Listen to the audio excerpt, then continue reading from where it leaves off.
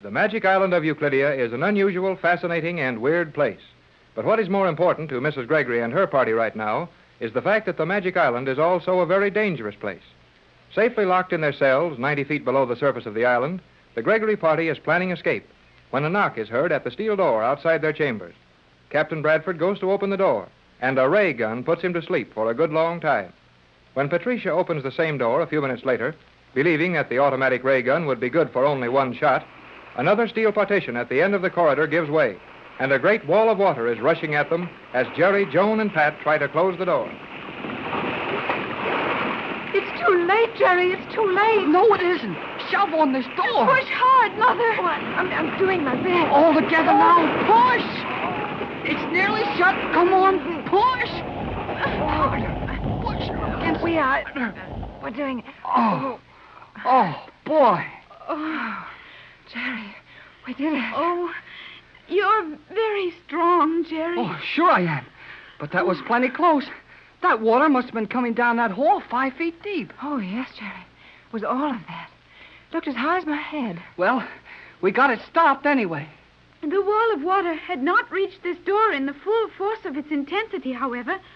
What appeared at some distance as a wall of water 5 feet high was in reality no more than 18 inches in depth at this door. Oh, all right, Joan. Go ahead and make it look as if we haven't done anything. No, Jerry. I'm sure Joan didn't mean it that way. Okay, forget it. Hey, look at Tex. He is in the water. Oh, he'll drown. We must get him up at once. Well, we can try. Come on, give me a hand. But that magnetism. Oh, I can raise his head above the water. Then the pull of magnetism is gone. Yeah. Say, that means those Euclideans are on the island again. Come on, let's get Tex up on a bed. Then you and I can make a dash out and see what's going on. Tex is breathing evenly. He didn't get any of the water. No, Mother. His face was just above the water line. I was watching that. Oh, no wonder you weren't pushing on that door. Please, you do it. Help me get Tex up. Okay, Yes, Mother. here we go. All right. Oh, come on. Oh, he sure is heavy. Jerry, how many times must I tell you that you should say surely is heavy and not sure is? There you are, Mrs. Gregory. I'm wading around in water over my ankles, carrying the heavy end of a 200-pound man, and she takes time out to give me a grammar lesson. Sorry, Jerry, but you stand it well. Oh, I can take it all right. Now, let's ease him down over here. Oh, this will do nicely. Oh, dear. Tex is heavy, isn't he? His normal weight would be greatly increased by the total relaxation induced as a logical effect of the rays. Yeah, and he weighs more, too. That is precisely what I said, It Jerry. was not. You said Oh, Jerry. No more now, please. I'm sorry. You were always saying you were sorry, but you never make any attempt to improve your habitual method of procedure. What's the matter with my habitual method Oh, of... Jerry, please. Oh, sorry. What's the use? Come on, Joan. We're not doing any good here. And Tex will be all right as long as he sleeps like that. Let's sneak out for a quick look around before any of those Euclideans get a chance to come down here and see how we're living under the water. But the water, Jerry, we will not be able to open the door now. You will have to postpone your look around. I don't think so. That water was shut off just as quickly as it started to flood. Why would you think that? You didn't hear a sound of it after we got the door shut, did you? Why, no, that's true. But these chambers are soundproof. You would not hear the water even if it still rushed at maximum velocity. Maybe and maybe not. I'm going to have a look. If you must be silly, I will accompany you, Jerry. Oh, will you two please be very careful? Oh, Jerry, the water. Yeah, it ain't. Not ain't, Jerry. No water either. Look on this floor. Why, the water is gone. What a marvelous place this island is. Come on, Joan. Yes. How long will you be gone?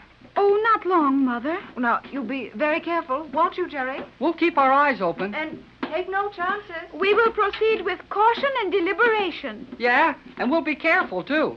Jerry Hall, why must you pretend to misunderstand me every time I use a word of more than one syllable? Because you try to show off by sticking a lot of big words in where one syllables would get us said better and quicker. Now we'll open this door. One moment, Jerry. Before you open the door, listen to be sure the water is gone from the corridor. I thought you said these doors were soundproof. Oh, that was silly of me, was it not? It was plenty. You're slipping, Joan. Continued association with you has done much Hey, to undermine... wait a minute. Association with me won't do you any harm. Now remember that you're used to being one of these smart Euclideans for a minute, and tell me what to do before I open this door. It is never safe to guess on Euclidia. Oh, nothing is safe here. But this door can't do any more than spill a lot of water in on us. Here goes. Nothing. No water. Nothing in the corridor. Well, don't look so sorry about that. Come on, Joan. Hey, well, listen to our steps and our voices. We're in one of those echo chambers again. Yes, Jerry. And with all the electrical devices functioning as usual, we may consider it an established fact that the scientists have returned to the island. Then this thing gets worse. We may have to worry about some outsider blowing up this island without knowing we're here. And all the time keep right on worrying about what sort of tricks G47 is going to pull. G47 will spare no effort to secure Captain Bradford's formula. But, Jerry, will Mother think it right for us to leave her with the captain? Your mother would have been about ready to kick us out of there if we hadn't gone when we did. Why, Jerry? Well, maybe you haven't seen enough of your mother in text to notice it. After all, you've only known your mother for the little while we've been on this island. But if you could have seen them on the deck of the yacht when we were coming down here on those moonlit nights, oh, boy. I am not at all sure I understand what you mean. No, you wouldn't. These Euclideans may know a whole lot more than I do about chemistry and electricity and all that. But they can use a little common sense. The possession of common sense would enrich you also, Jerry Hall. Golly whiskers, the girl submarine commander again. It is indeed S1. Is your position so enviable that you have time to stand with a gaping mouth and blinking eyes, Hall? No matter whether I've got time or not, I can't help feeling nervous every time one of you Euclideans jump through a steel wall at me without making any noise. The commander did not come through a wall, Jerry. She merely stepped around the corner of this hallway. You have not lost all sense of proportion, Cleostra, even though your wits are of necessity dulled by contact with young Hall. Never mind about sharpening up my wits. Tell us how we're going to get out of the hole we're in now.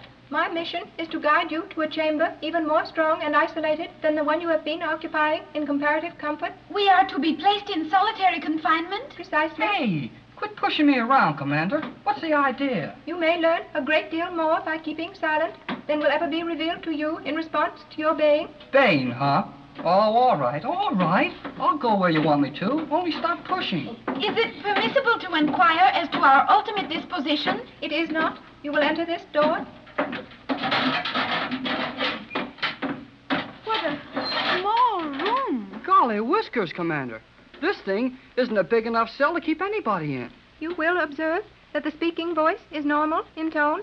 There is no communication possible to this chamber. Oh, and you wanted to get us in here quick and talk to us before G47 discovered where we are? Precisely.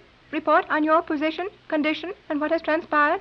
Captain Bradford and Mrs. Gregory, my mother, are in water control cells on this level. Captain asleep with ray effects. Have been flooded but now drained. Have no plans. Captain will offer formula as last resort for our safety. Very good.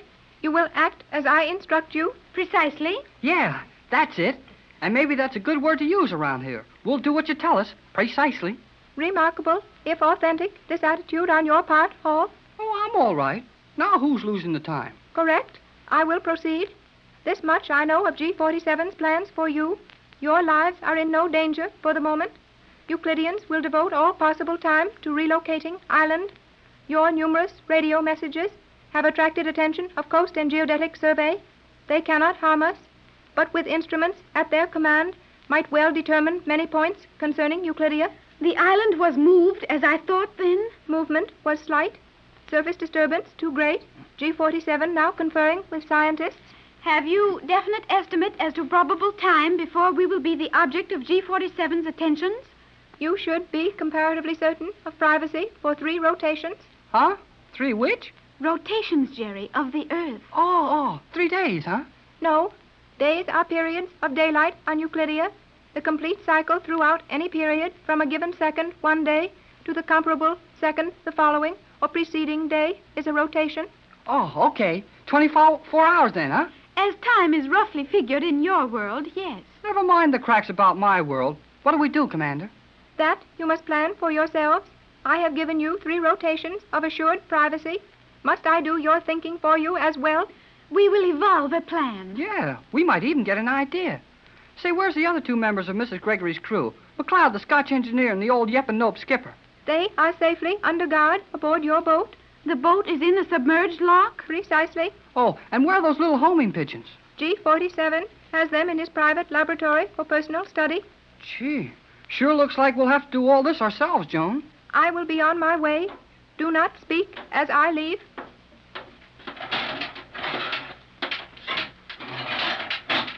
Golly whiskers. That girl sure comes and goes fast. The commander risked her life to bring that message to us. I know it. Boy, she's a swell girl. And is she good looking? If her beauty is so attractive to you, Oh, Jerry... forget that stuff, Joan. You don't have to worry about her. Gosh, she's 22 years old. But even if she is pretty old, she's all right. Do you prefer the commander to me? Huh? Jerry, I like you very much. Oh, okay, I like you too. But this is no time to tell you about that kind of stuff.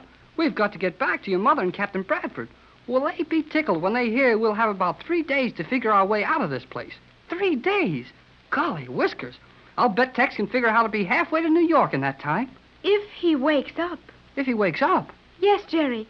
The captain may sleep longer than we had thought. Yeah, he might. Hey, you're sure a hell.